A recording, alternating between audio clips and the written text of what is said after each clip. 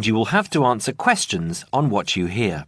There will be time for you to read the instructions and questions, and you will have a chance to check your work. All the recordings will be played once only. The test is in 4 sections. Now turn to Section 1. Section 1. You will hear 3 conversations. The first and the third between 2 students, and the second between a student and a clerk. First, you have some time to look at questions 1 to 5.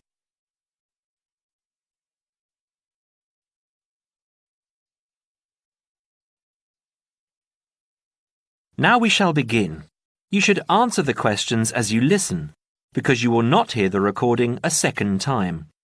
Listen carefully and answer questions 1 to 5. Hi, it's Mike, isn't it? Yes, and you're... Phoebe. Phoebe, right. Where are you headed? I'm looking for the main hall. So am I.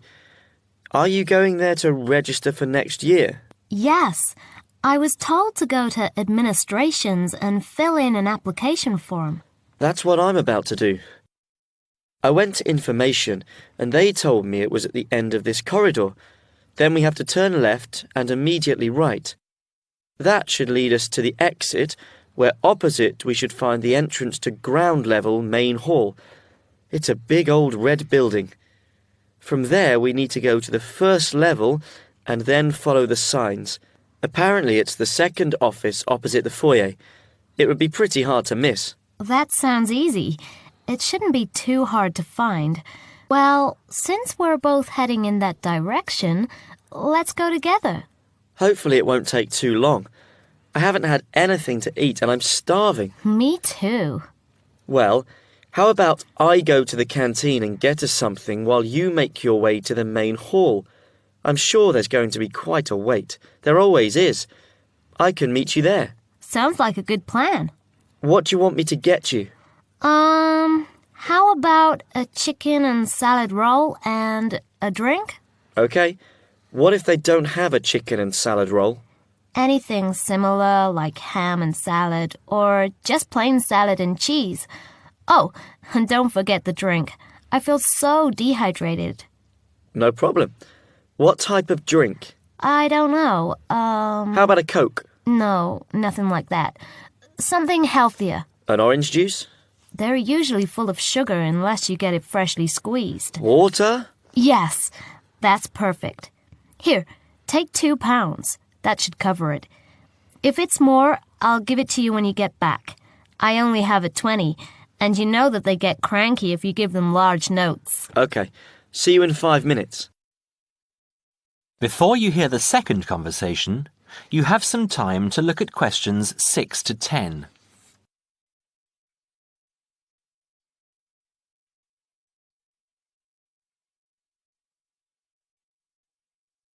Now listen and answer questions 6 to 10. Hi, I'm here to register for first-year economics. I'll just have to fill out this form for our records. What's your name? Phoebe Payne. Can you spell that for me? Sure. P-H-O-E-B-E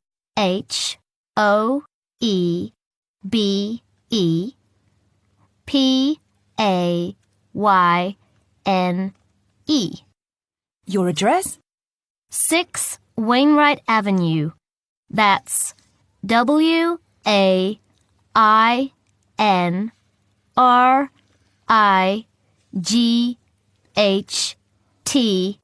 Nottingham. Nottingham. And your phone number?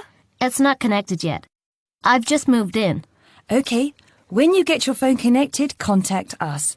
I'll just make a note that your phone number is to be advised. I'll do that. What course were you doing? Law? No, economics. First year. First year economics. Yes, that's right. Okay. Take this card across to the economics department and get it stamped. And then you need to come back here to pay your fees. I've made an arrangement to pay in installments. Do you have any documentation verifying that? Yes, I have a statement from administration. Okay, when you return, we'll have a look at it. Thank you very much. Before you hear the next conversation, you have some time to look at questions 11 and 12.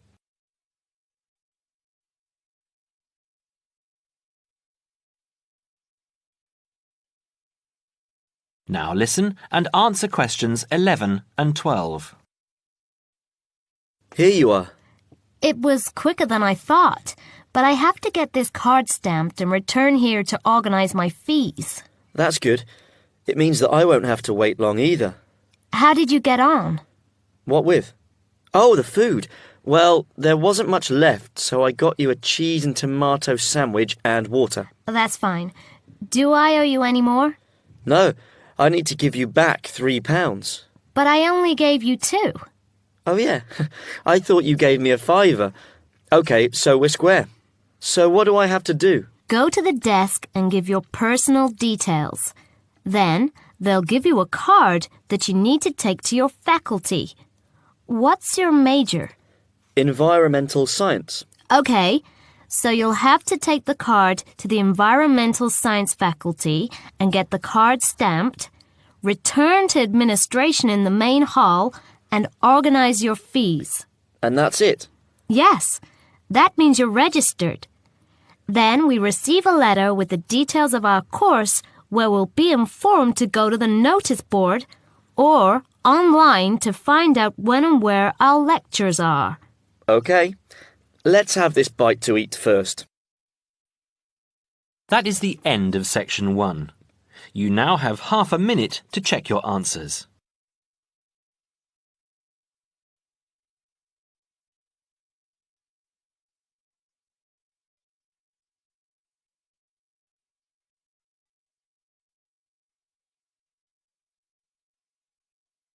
Now turn to Section 2.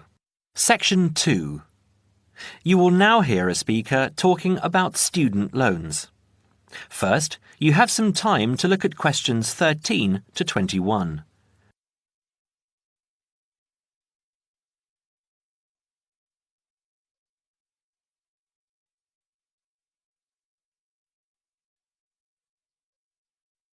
Now listen carefully and answer questions 13 to 21. Thanks for turning up today and welcome to this short talk on student loans. What you'll hear from me today are a few starting points, which should guide you in the right direction for what is suited for you. I'm assuming that most of you have an account at a bank or building society that you can draw funds from. These funds will either be your own or through a loan you may have with the bank. You may even have a credit card you can use. If you don't have a bank account, I suggest you open one with one of the major banks. It's the best option as you will find major banks have more outlets.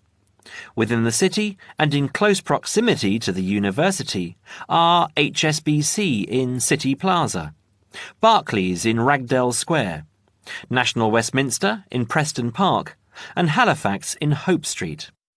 At this stage, I just want to inform international students that not all the services available for resident students will be available to you. As international students, you need to provide documentation stating that you have funds available to see you through the duration of your study. Different banks have different policies, so search out the one that will benefit you the most. You will also need to provide a photocopy of your passport and certification of your enrolment in the university. The most common way of taking out a student loan is either through the university or through a banking institution. If you decide to go with the university, again, you need to supply a certification of enrolment and passport if you're an international student, or if you're a resident, you will only need the enrolment details. One word of warning is that you need to be clear on the interest you will be paying on your loan. The interest level through some universities is almost as much as the loan itself, so if you borrow £10,000, you might have to pay back close to 20. Also, with student loans through the university, you have a limited time to pay them back, and this time is not flexible. You might have only 1 year. You might have 5. As I said, different universities have different policies. This university, for example, has an interest rate of 23.5%. It's quite high, but not as high as many of the other larger universities. The other option is to take out a loan through your bank. You will find that most banks will have lower interest rates than the university. They average roughly between 14.5 to 18.5%. Banks also give you an option of over how many years you want to make repayments. You can basically choose to pay it back in a year or in 10, even more if you are finding it difficult. Make sure you have an account with the bank you decide to go with. Either a current account or a savings account is enough. With either of these accounts, you can use your card to make withdrawals and deposits from automatic teller machines at any time, and make payments over the internet if you choose. You can also use Maestro, one of the systems which automatically take the money from your account at a time that you have specifically stated, and deposits it into a nominated account of your choice. You might decide to have £150 taken out each month, and each month this is what will happen. Also, check what fees apply with what services. Some services are free of charge, but they are few and far between. OK, so that's all from me. If there are any questions related to what I've covered today, please raise your hand. That is the end of section 2. You now have half a minute to check your answers.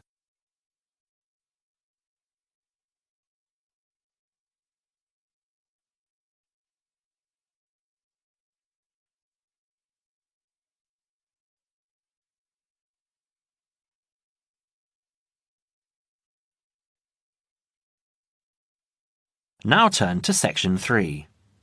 Section 3. You will hear a dialogue between two students, David and Jim. First, you have some time to look at questions 22 to 25.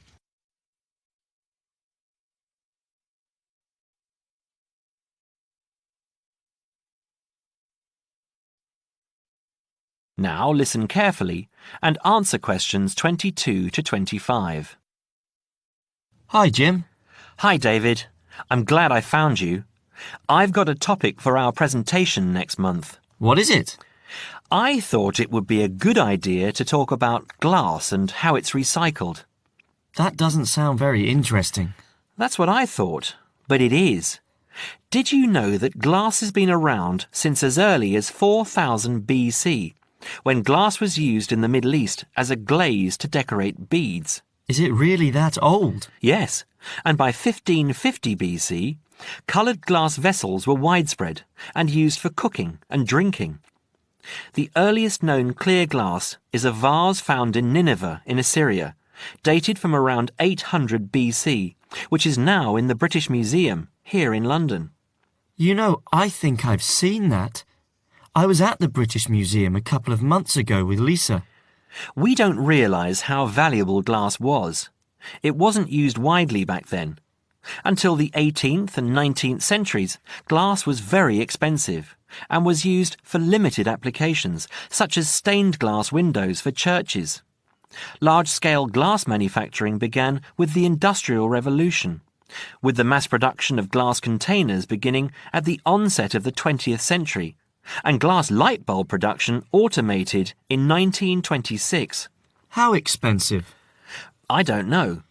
But nowadays glass is much less expensive and is taken for granted as a packaging material, in addition to its use in windows and other applications. Do you know what glass is made from?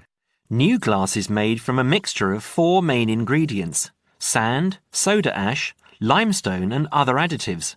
These additives include iron for colour, brown or green, chromium and cobalt for colour, green and blue respectively, lead to alter the refractive index, alumina for durability, and boron to improve the thermal options.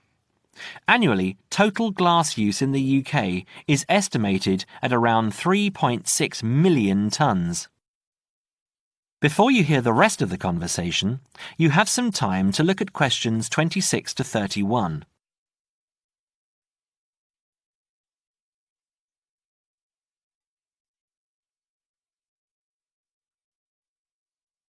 Now listen and answer questions 26 to 31. You're kidding. That's phenomenal. What do we do with all that glass? Where does it go? Using present technology, the UK glass industry has the capacity to recycle over 1 million tonnes of glass each year. And this, coupled with the material's unique ability to be infinitely recycled without compromising its quality, creates a compelling case for the recycling of glass. Despite this, glass makes up around 7% of the average household dustbin, and last year over 2.5 million tonnes of this material was landfill.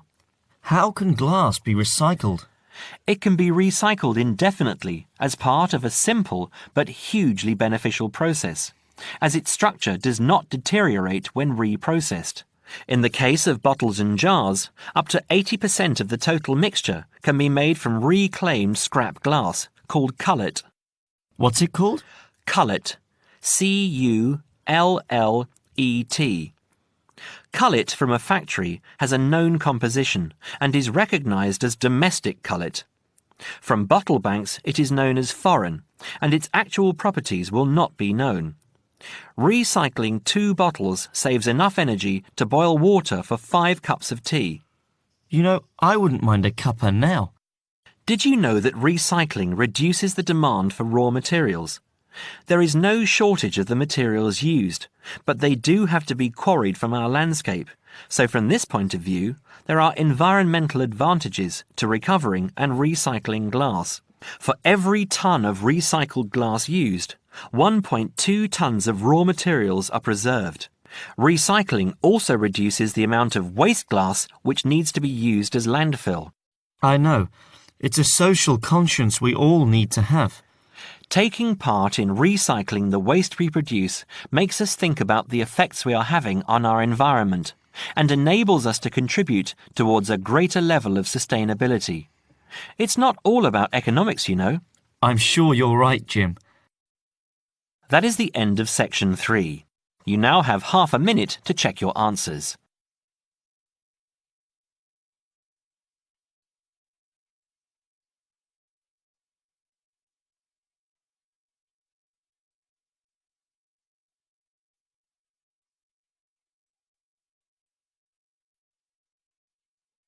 Now turn to Section 4. Section 4. You will hear an orientation lecture on sports therapy. First, you have some time to look at questions 32 to 40.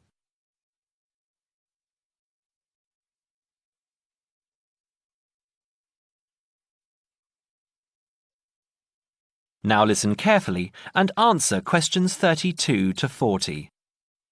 Good morning and welcome to the university's Open Day and to our lecture on sports therapy.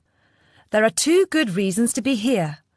Firstly, you will experience what a university lecture is like, so take out your notebook and pen. And secondly, you will find out about the sports therapy programme. OK, so what does a sports therapy programme involve?